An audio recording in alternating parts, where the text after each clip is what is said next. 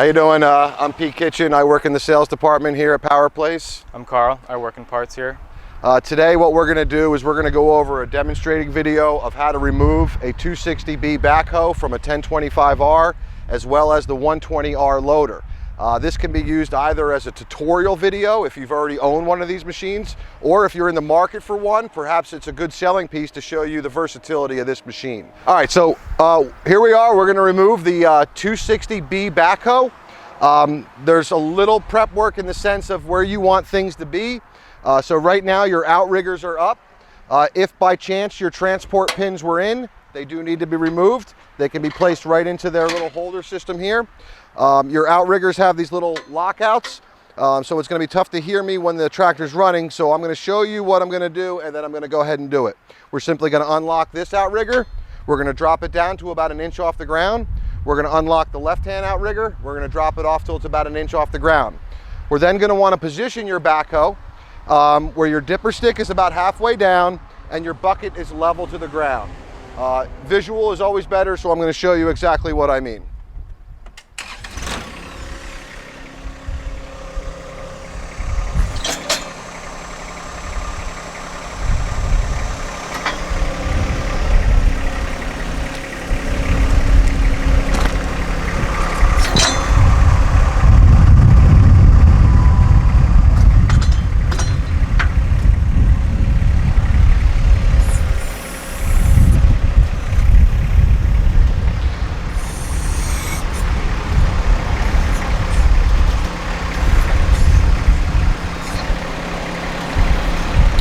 Okay, so this is the correct position you want to be in to properly remove the backhoe.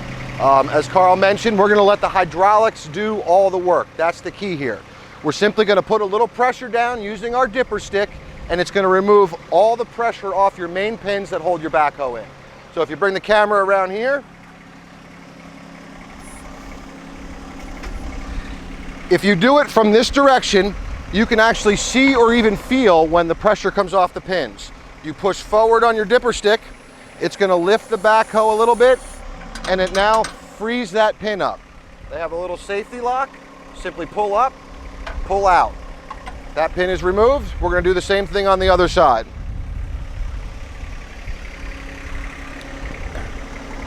Pull up on the little safety latch, pull the pin out.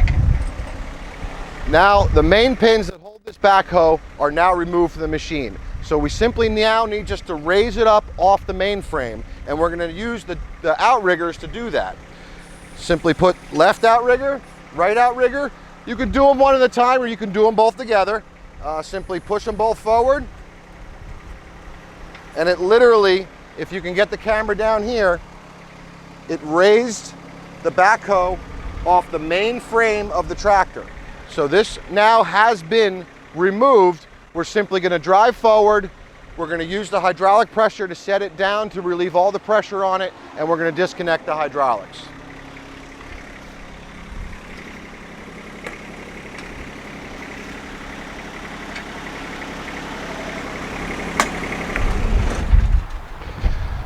Okay, so with the tractor being off, you're certainly going to be able to hear me better, and you certainly can get a better visual of what we just did. But I also want to point out, when you drive the tractor forward, you only have a certain distance on your length of your hydraulic lines. So you only want to go forward several inches in order to do this next step. So what you have here is the backhoe has been removed. Some people opt to remove it this way and leave it this way. It's not the correct way to do it. One reason is you've got pressure on these fittings here. You're going to want to relieve those pressure. If you don't, when you disconnect it, you're going to drive away. If you go to hook the backhoe up within a certain period of time, there's still going to be pressure on that. What will happen though is if you don't disconnect the backhoe, what we're about to do will happen over time anyway, and that's simply this backhoe is going to drift down to the ground. If I want to do it the correct way, you don't need to have the tractor running because it will relieve pressure. Put your outriggers down until the actual hydraulic pressure is completely off this machine, and you'll know that by simply pushing these forward and nothing happens. You want to do the same with the other functions of the backhoe, and when the backhoe stops moving, it'll pretty much tell you that the pressure is off this machine. That'll now allow these to simply disconnect. You will lose a little hydraulic fluid. That is completely normal. From the size of hydraulic tank this has, that is extremely nominal. You'd have to remove it 20, 30, 40 times before you lose enough fluid where you're gonna need to add. One key thing is you need to hook the hydraulics back to the tractor. It loops the system and it allows for the tractor to operate correctly. If you don't do that, you're gonna lose your 3-point hitch lift functions. If you have a mid-mount mower deck, you're gonna lose those functions. So it's critical you connect those back. So you now can drive away from the backhoe. I'm gonna do that simply by getting on the machine.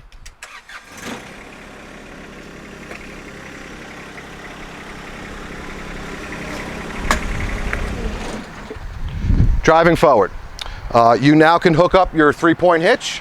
You've got your PTO. You're now operating as a standard tractor with a 3-point hitch, which opens you up to a slew of possibilities of other work you may want to do.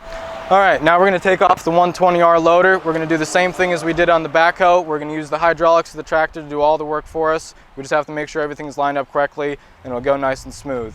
First thing you got to do is pick up the front of the tractor with the loader, and that'll take the pressure off of these locking pins here. We'll be able to just pop them forward and then work with the tractor and the hydraulics at the same time to back it off. It'll be self-contained there. It has its own stand and everything, and then just disconnect the hydraulics and drive away.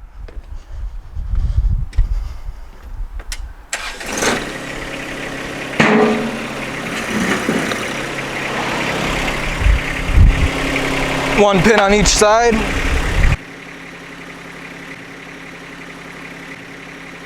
All right, so just make sure the parking brake is off, because you're gonna want the tractor to roll back and not the loader dragging. This will create a lot less damage to your turf if you're on sensitive ground. So simply take the parking brake off. You're gonna start to ease back on your joystick. Normally the loader would go up, but now the parking stand will go down.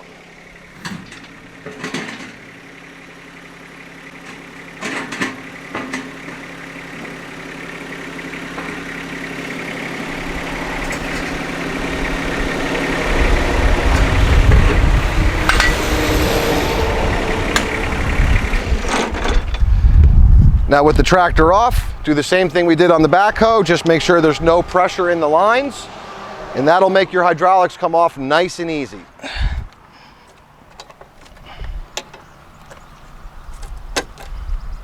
And as noted before, you will always lose a little bit of fluid, just the nature of how they come together.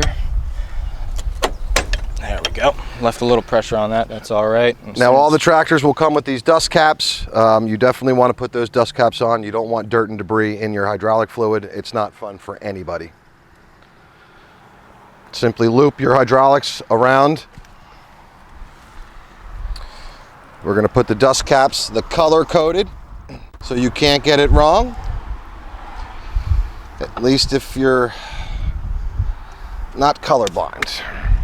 Carl, if you want to hop up on there, you can drive the tractor away.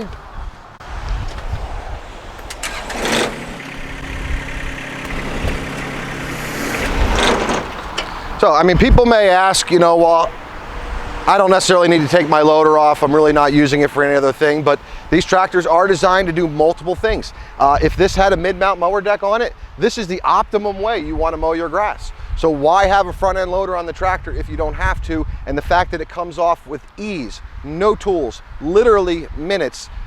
Remove the loader, you've got yourself a big lawn tractor. Again, this is all about the versatility of this tractor. And if I'm not mistaken, I believe this is the #1 selling subcompact tractor in the country right now. So we're gonna reverse the entire process. We're then gonna put the loader back on, and we'll put the backhoe back on. So putting the loader back on, you're simply gonna wanna drive the tractor, center it in between your two masts. If you wanna bring the camera over here, you can use this as a guide. You're gonna wanna keep going until the front of the tractor literally comes a couple inches away from your front bar. Shut the tractor down when hooking and disconnecting hydraulic fluid. If you start from the bottom inside, he started from the outside, it's not catastrophic. It makes it a little easier.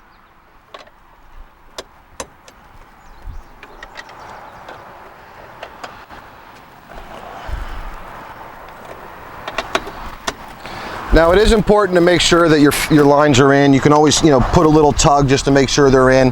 What'll happen is if one's not in, the loader's not going to function correctly. You're going to know right away. But why get to that point? Simply just make sure they're all snapped into place.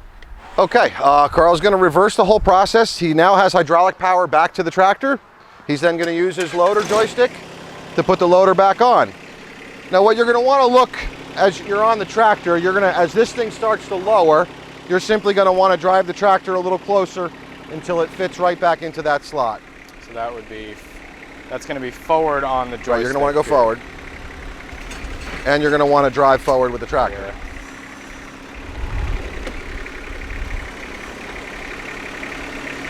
And then you can lower. We're a little bit crooked here. Now you need to make sure that they're both in place before you do the final snap in. Left and right.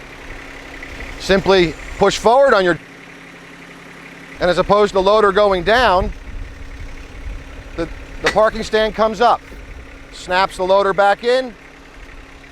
Your loader is now back on your machine.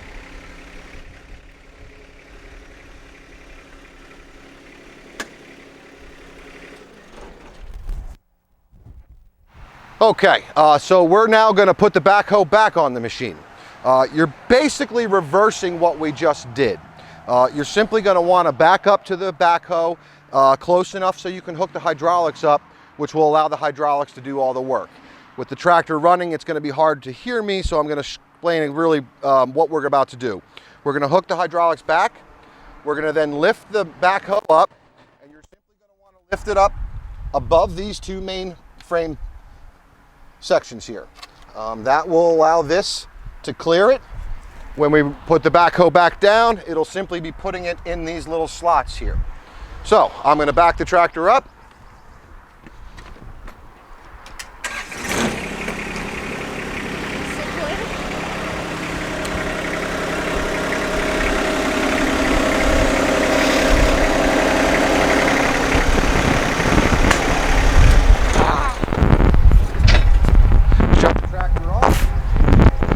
Never want to hook up hydraulics with a tractor running.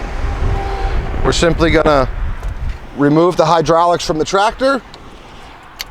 We're then going to loop it back to the backhoe. The backhoe now has all its hydraulics functions. We're going to start the tractor in neutral. Use the outriggers. Again, you can do it one at a time. You can do them both together. And you're simply going to want to raise it up high enough so you can now clear those two main pins.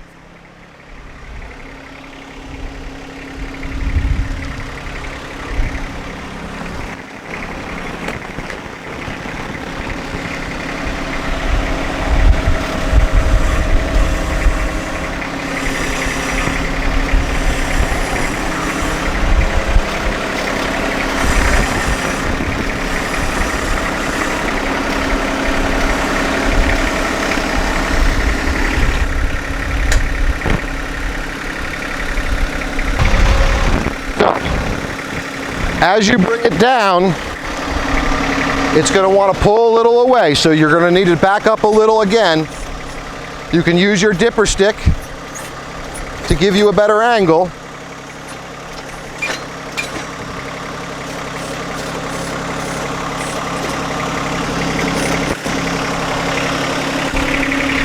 I'm going to back up the other 2 inches we need. Okay, so now that we're back into that little groove, we can simply raise our outriggers.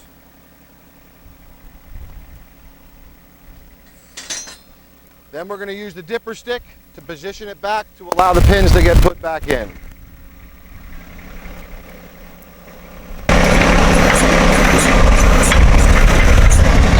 Put a little down pressure. Grab your pin.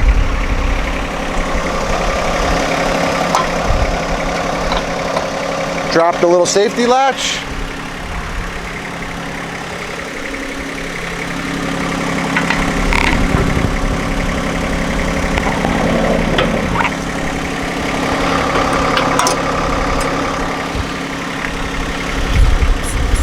Position the backhoe up. It puts the weight back on those pins.